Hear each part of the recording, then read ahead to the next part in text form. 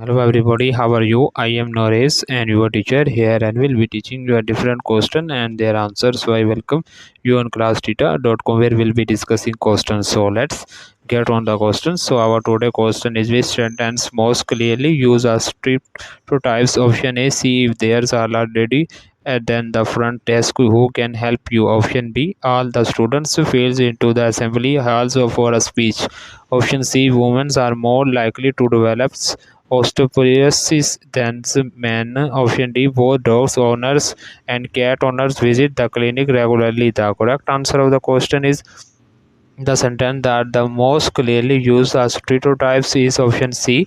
Women are more likely to develop osteoporosis than men. This sentence generalizes and makes broad statements about a group of people's women and men based on the characteristics likelihoods of developing osteoporosis.